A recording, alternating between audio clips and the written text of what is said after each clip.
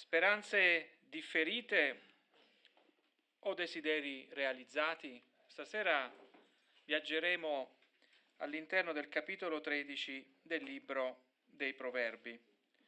Infatti il suo centro, il focus di questo capitolo potrebbe essere sintetizzato dal versetto 12: la speranza differita fa ammalare il cuore, ma quando arriva il desiderio è l'albero della vita. Un benvenuto allo studio del venerdì con Proverbi 13. Tutto ciò che non si realizza nella nostra vita ci pone in uno stato di sofferenza, anche di inquietudine.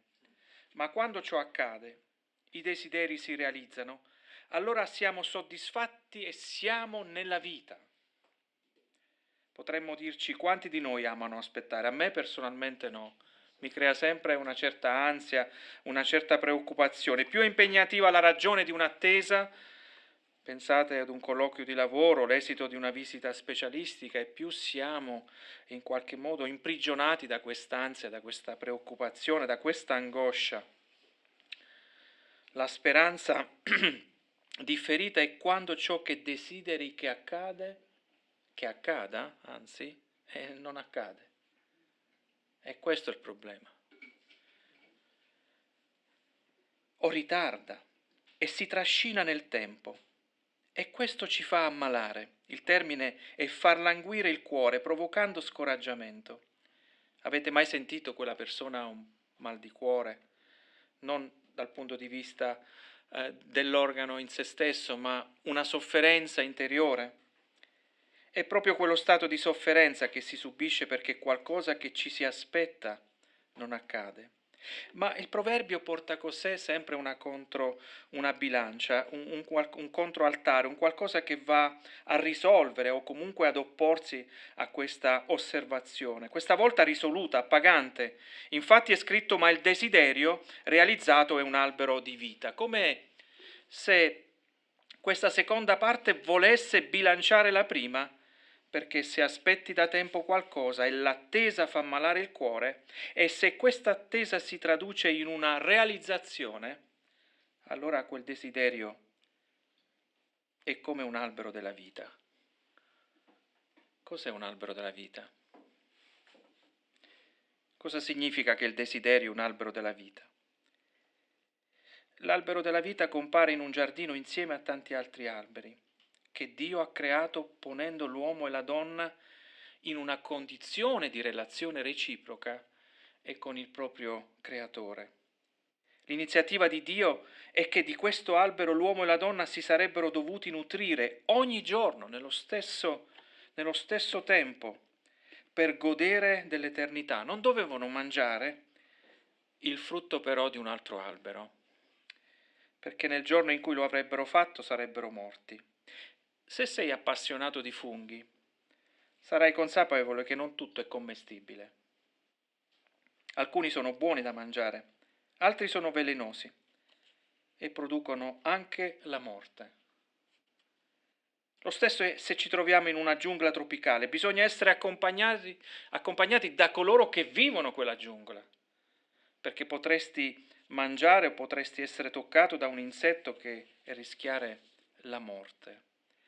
E in quel giardino c'erano diversi alberi da frutto e tra tutti ce n'era uno che aveva un frutto molto desiderabile, scritto, ma nello stesso tempo proibito e che non doveva essere mangiato, e nel definirlo albero della conoscenza del bene e del male, questa era la denominazione dell'albero, Dio ordinò.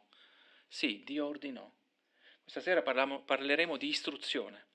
Perciò le prime istruzioni le riceviamo e le abbiamo ricevute come umanità in un giardino. Istruisce ciò che non avrebbero dovuto mangiare, perché nel momento in cui sarebbe accaduto subentrava anche la morte. Di fatto quell'ordine di Dio non venne ascoltato e di conseguenza l'uomo e la donna, morti spiritualmente e scacciati da quel giardino, non avrebbero potuto più nutrirsi dei frutti dell'albero della vita, perdendo il diritto di nutrirsi della vita e della relazione con Dio.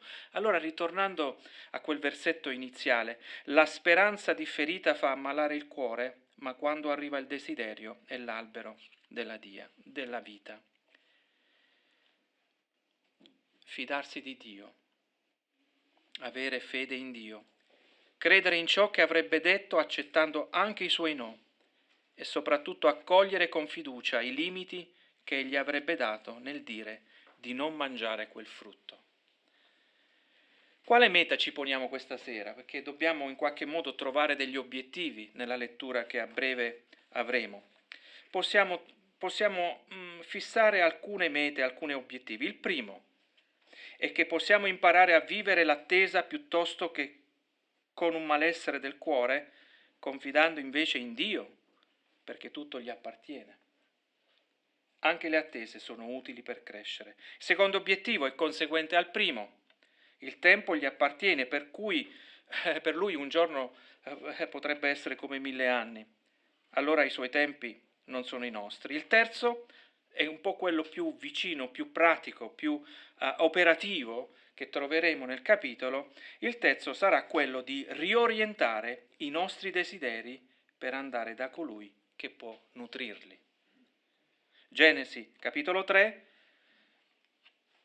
La donna osservò che l'albero era buono per nutrirsi, che era bello da vedere e che l'albero era desiderabile per acquistare conoscenza.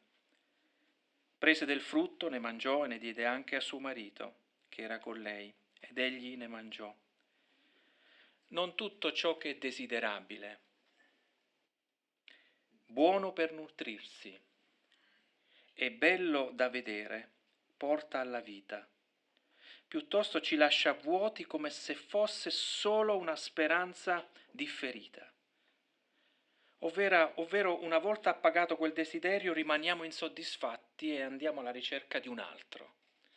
Quindi è un po' come Tarzan che vola sulle liane continuamente, ma manca, non arriviamo all'obiettivo del godere della vita stessa.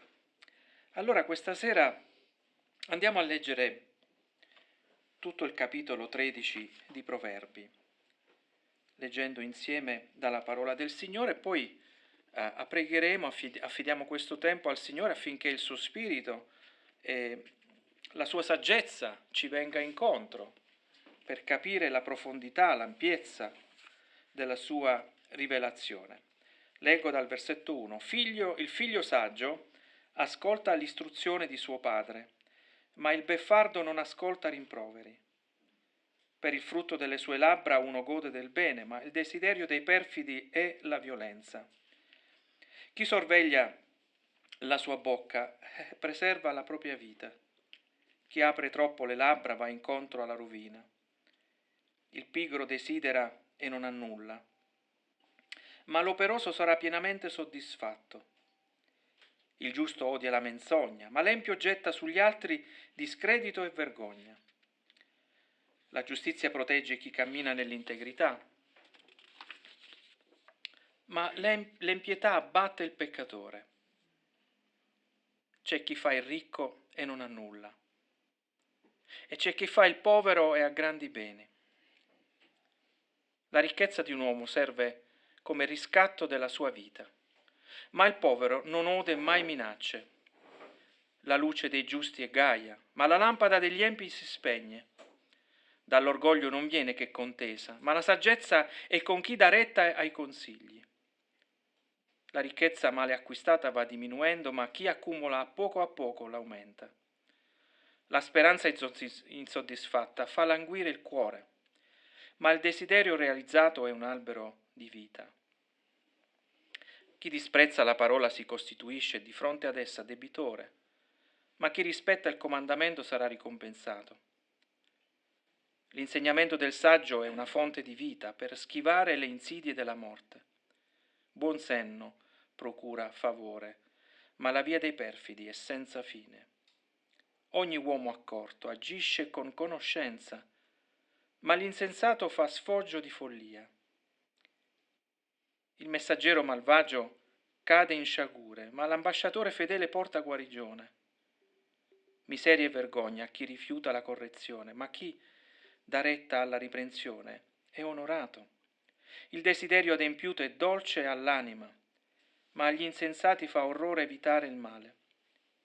Chi va con i saggi diventa saggio, ma il compagno degli insensati diventa cattivo. Il male perseguita i peccatori, ma il giusto è ricompensato con il bene. L'uomo buono lascia un'eredità ai figli dei suoi figli, ma la ricchezza del peccatore è riservata al giusto. Il campo lavorato dal povero dà cibo in abbondanza, ma c'è chi perisce per mancanza di equità. Chi risparmia la verga odia suo figlio, ma chi lo ama lo corregge per tempo. Giusto ha di che mangiare, il giusto ha di che mangiare a sazietà, ma il ventre degli empi manca di cibo. Vogliamo pregare. Signore, la tua rivelazione è sempre pungente, provocante, perché mette allo scoperto la nostra natura e nello stesso tempo offre le speranze di una relazione intima e profonda con te. Consentici questa sera di godere pienamente della tua parola, magari un versetto che ci ha colpito e ci colpisce o ci colpirà, perché possa essere un principio da portare a casa per la nostra vita, per la nostra famiglia e per andare verso il futuro. Ti ringraziamo questa sera per averci incontrati, di averci portati qui, in questo luogo, e di poterci esporre non solo alla gioia della comunione fraterna, ma anche ai benefici di una relazione con te. Così ti rendiamo gloria e ti benediciamo nel nome del Signore Gesù. Amen. La scrittura rimane ed è una guida alla vita. Ci espone il piano di Dio per tutta la creazione, che integra anche la nostra umanità. Con quale scopo? Rendere la nostra vita migliore. Quali effetti produce su di noi? Credo che stiamo parlando di una vita appagante nel momento in cui ci sottoponiamo ad essere istruiti. Versetto 1 è l'inizio di questa storia. Il figlio saggio ascolta l'istruzione di suo padre, ma il beffardo non ascolta rimproveri. Abbiamo bisogno di istruzione. Questa è la saggezza che è contrapposta a chi decide di non averne bisogno. Si parte da una relazione, quella tra padre e figlio, e con una finalità, ascoltare per non ripetere lo stesso errore. La relazione tra due persone è fatta per vedere e ascoltare l'altro. Vi ricordate quella solitudine nel giardino? Non c'era nulla che potesse in qualche modo corrispondere. L'intervento di Dio sull'altro, quindi della donna, è necessario in quel momento per fornire ad Adamo gli elementi di conoscenza non solo dell'altro, ma anche di se stesso. E questo è l'ambizione più alta che ha il matrimonio. L'uno può aiutare a far vedere ciò che l'altro non potrebbe vedere da solo, come se fosse davanti ad uno specchio. Quindi conosco me stesso, questo è il principio, attraverso il contributo e l'ascolto dell'altro. Diversi di noi sono anche padri e si diventa padri nel momento in cui il coniuge presenta il proprio figlio affinché svolgano insieme il ruolo genitoriale. Si istruisce ancora? Una bella domanda.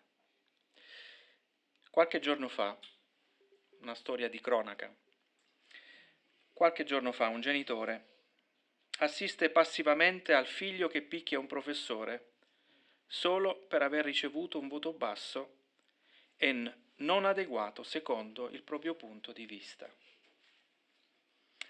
Non è solo condannabile la violenza, è il non accettare la valutazione di un compito o di una interrogazione, quando anche essere partecipi di una violenza.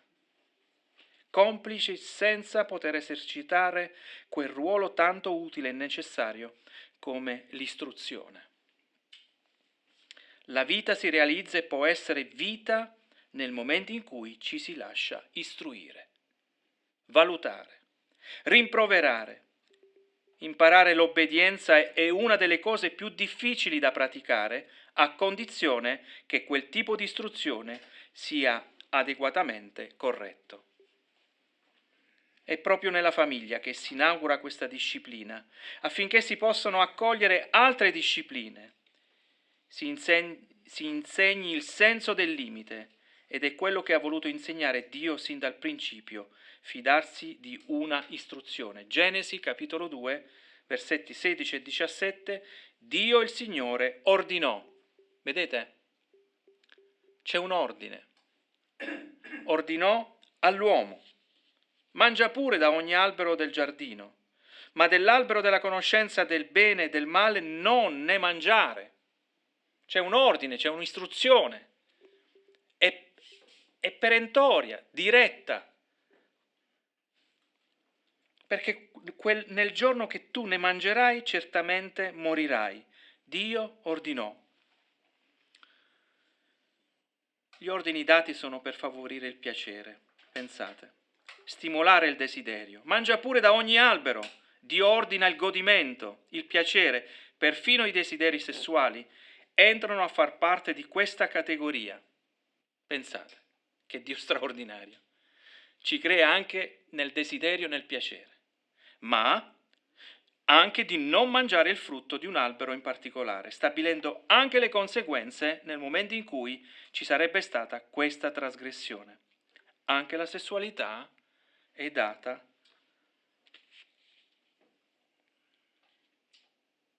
per il godimento, come anche stabilendo i confini, i limiti, gli spazi al godimento che è il matrimonio. Dio ordina che ci sia il piacere e definisce anche i no, motivandoli, affinché ci sia la comprensione del motivo di una istruzione specifica. Non da meno il Signore Gesù. Come è stata letta la sua presenza sulla terra? Come sono stati codificati i suoi atti? Certo, i Vangeli ci aiutano a capirlo. Quali erano le aspettative di coloro che lo seguivano? Ebrei capitolo 5, versetto 8. Benché fosse figlio, imparò l'ubbidienza dalle cose che soffrì, e reso perfetto divenne per tutti quelli che gli ubbidiscono, autore di salvezza eterna. L'ubbidienza, l'istruzione è qualcosa che si impara.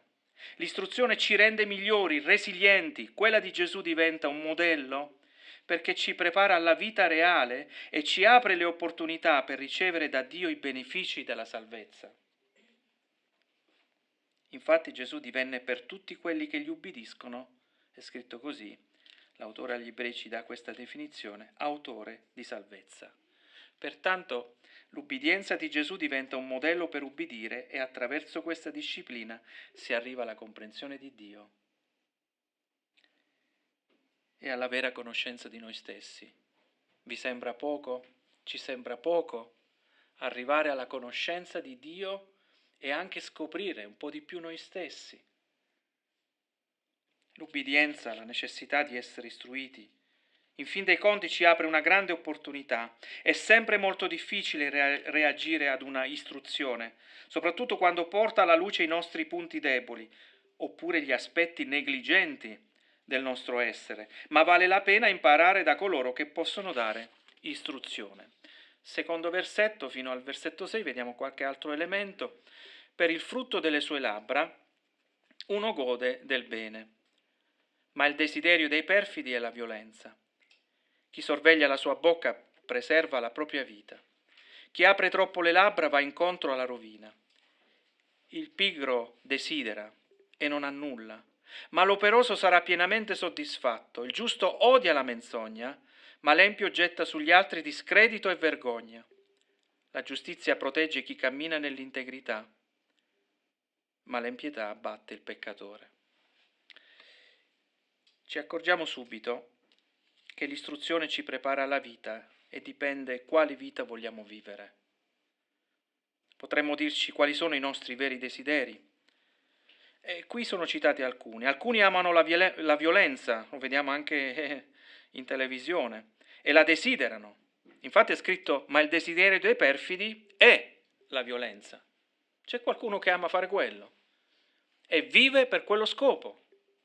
Perfino le manifestazioni più pacifiche, ci sono dei gruppi che entrano in un settore o nell'altro per la violenza, per esercitare la violenza, non perché hanno un ideale preciso, perché quello si potrebbe risolvere con un dibattito, ma ci sono dei gruppi di persone più o meno grandi, adulte, che amano stare lì perché amano la violenza. Altri, come scopriamo al versetto 4, dal pigro hanno dei desideri. Il pigro ha dei desideri, ma non ha nulla. La propria esperienza di vita è vuota, è senza significato. Allora significa che il pigro desidera quello che spetta di diritto a chi si dà da fare. Ecco chi è il pigro.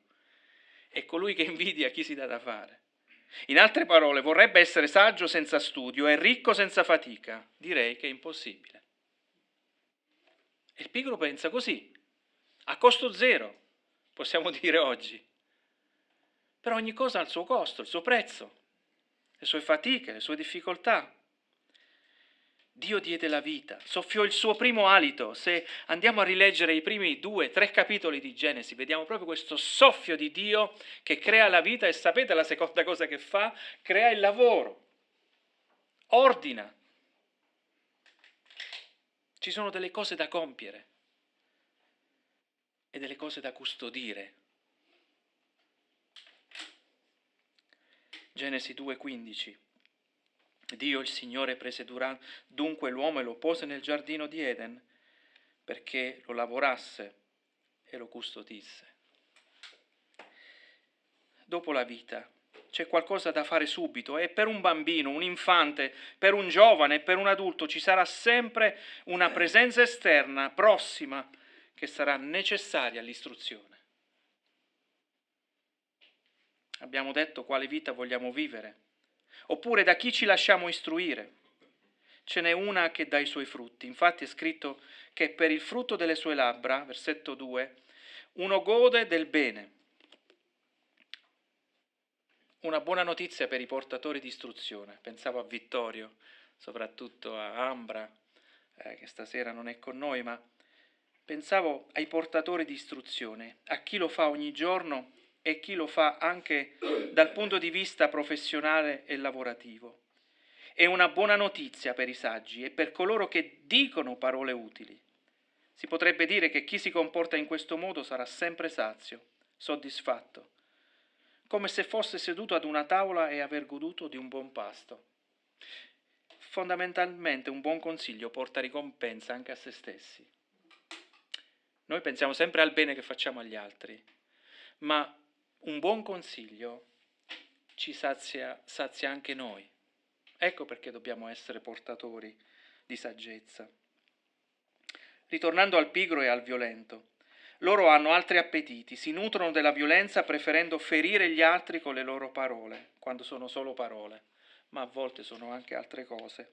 Quale vita vorresti vivere? Perché tutto parte dall'istruzione e da chi siamo istruiti. Versetto 6. La giustizia protegge chi cammina nell'integrità, ma l'impietà abbatte il peccatore. Penso sempre con maggiore certezza e consapevolezza che la vita eterna, quella che va oltre la morte, parte dal nostro oggi e dal nostro ora, in questo momento. Dico nostra perché la salvezza è personale, è una scelta che possiamo fare nella responsabilità di credere a Dio per mezzo dell'unigenito Figlio dato a noi, perché ha tanto amato. Il già, quindi, consapevoli di un'opera avvenuta nella storia e nel passato, ma anche non ancora, perché aspettiamo la grande realizzazione dei piani di Dio, ci consentono di vivere il nostro presente, il cammino con delle finalità che ci fanno del bene. Infatti la giustizia protegge, Il desiderio di proclamarla e viverla conferisce protezione. Come appropriarsi di questa giustizia? Perché questa giustizia protegge. Possiamo cercarla nei libri, nell'istruzione, ma ce n'è una che è rivelata da Dio stesso e desidera che sia nelle nostre vite. Cito solo questo passo di Proverbi volutamente, in qualche capitolo più avanti, e dice così: gli occhi del Signore proteggono la scienza, ma egli rende vane le parole del perfido. Lo ripeto questo versetto perché poi lo riprenderemo. Gli occhi del Signore proteggono la scienza, ma egli rende vane le parole del perfido. La saggezza non è solo protetta da Dio, è di questo che vogliamo parlare stasera, ma anche offerta da Dio. Lui guarda la saggezza, desidera che ci sia saggezza, ma sa anche che la deve offrire. Abbiamo bisogno di qualcos'altro di speciale. Andiamo a vedere Romani, l'Apostolo Paolo, al capitolo 3 di Romani, versetto 21. Ora però, dirà Paolo, guardate questo cambiamento di rotta, indipendentemente dalla legge è stata manifestata la giustizia di Dio, della quale danno testimonianza la legge e i profeti, vale a dire la giustizia di Dio mediante, ecco qui, lo strumento di rivelazione. Il mezzo della rivelazione, mediante la fede in Gesù Cristo, per tutti coloro che credono. E poi continua questo versetto.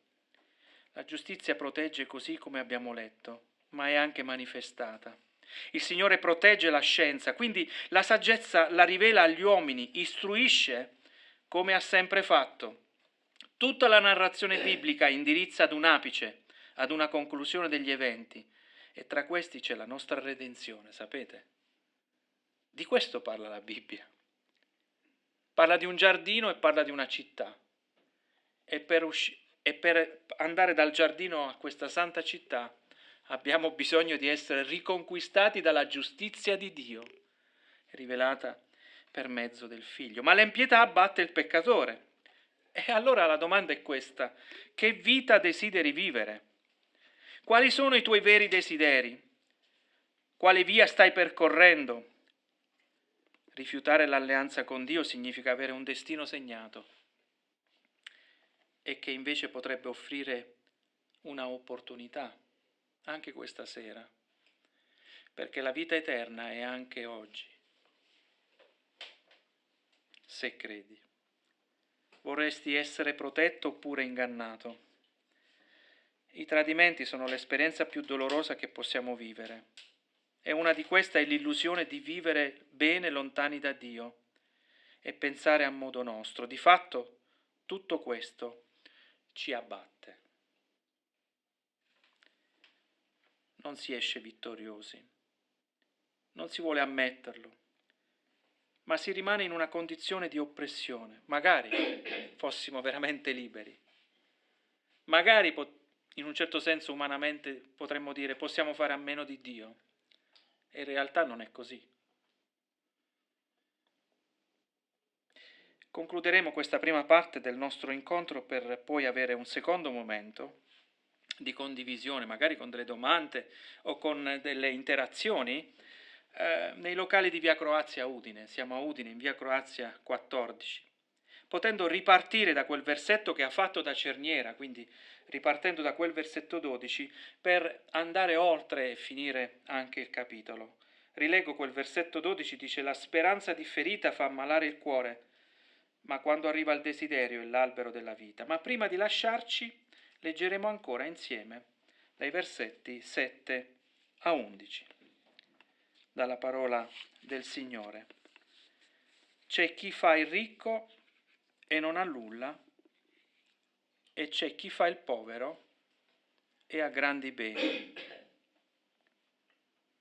La ricchezza di un uomo serve come riscatto della sua vita, ma il povero non ode mai minacce. La luce dei giusti è gaia, ma la lampada degli empi si spegne. Dall'orgoglio non viene che contesa, ma la saggezza è con chi dà retta ai consigli. la ricchezza male acquistata, va diminuendo, ma chi accumula a poco l'aumenta. Cosa si vuole principalmente smascherare in questa ultima sezione?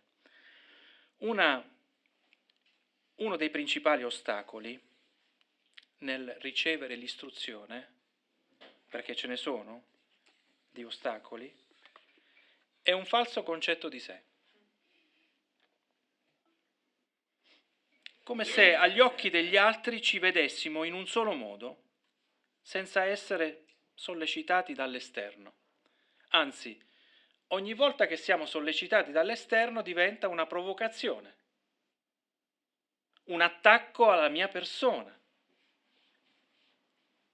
Quindi, in primo luogo, si vuole smascherare la falsità, perché sia il ricco, non so se abbiamo osservato questo passaggio, e sia il povero si comportano in modo tale da danneggiare il prossimo.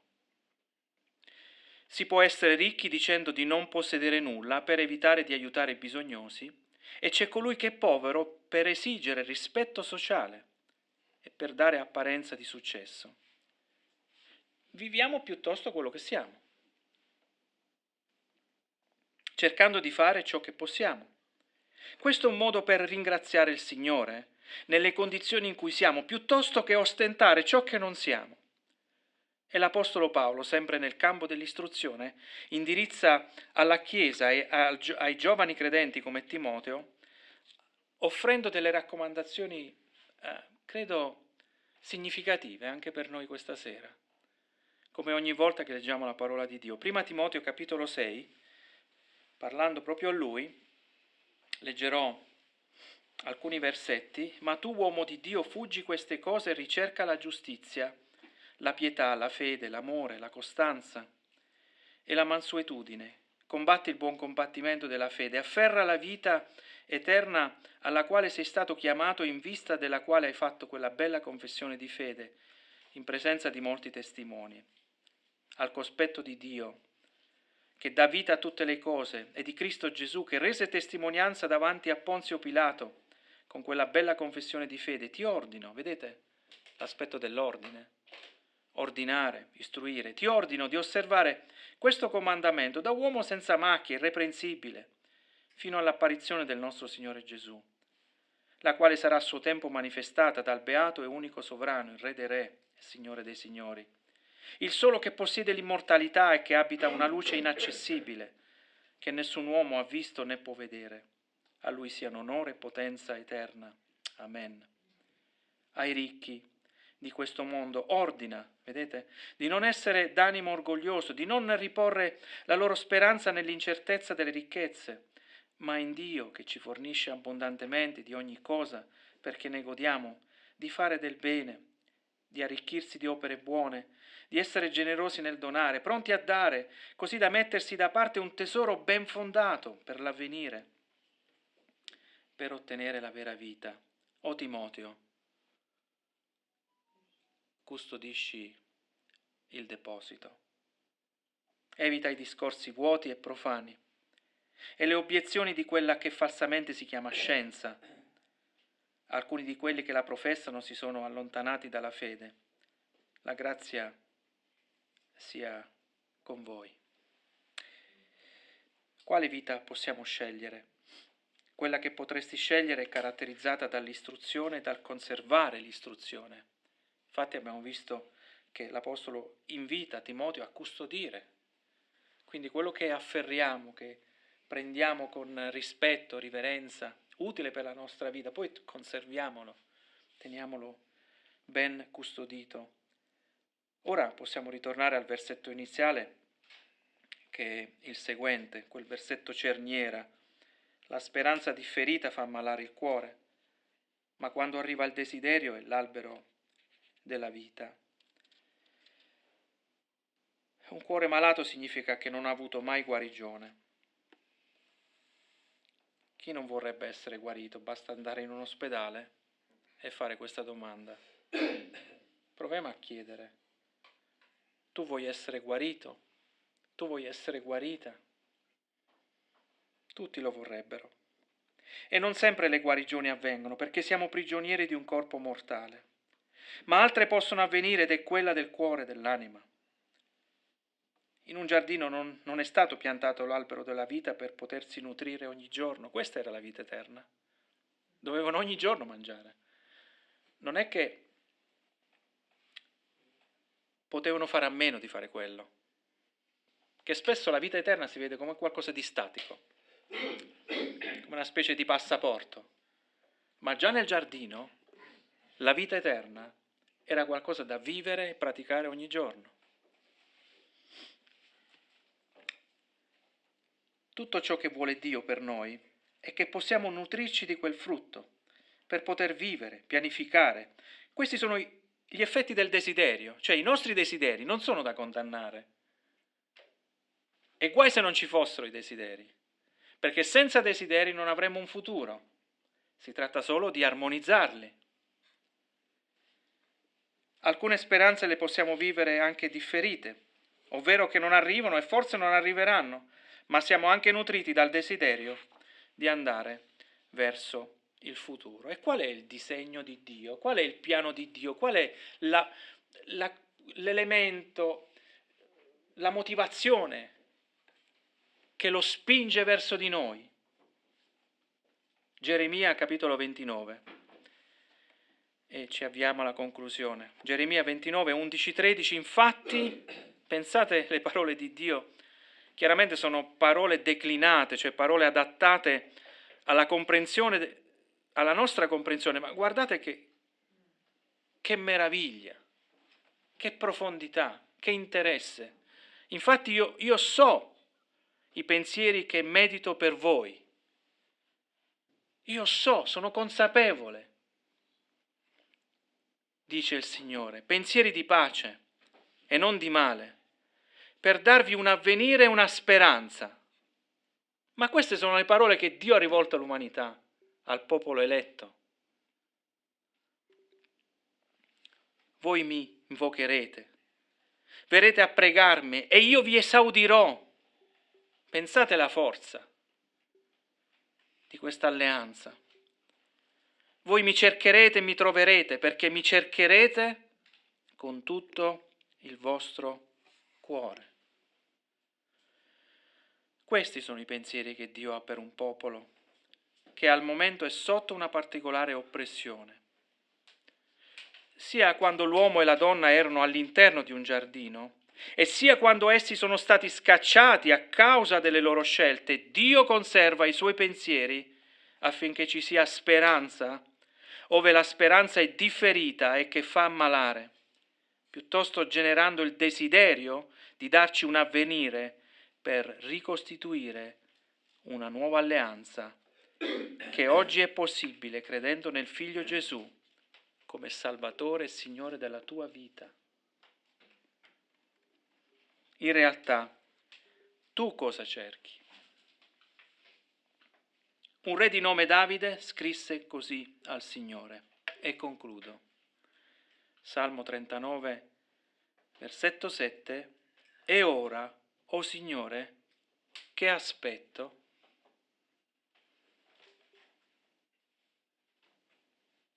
La mia speranza è in te. Ecco cosa aspetto. La mia speranza è in te. In realtà è una domanda retorica perché ha già la risposta nella sua mente. Allora possa il Signore indirizzarti a credere per lasciarti andare al futuro con speranza.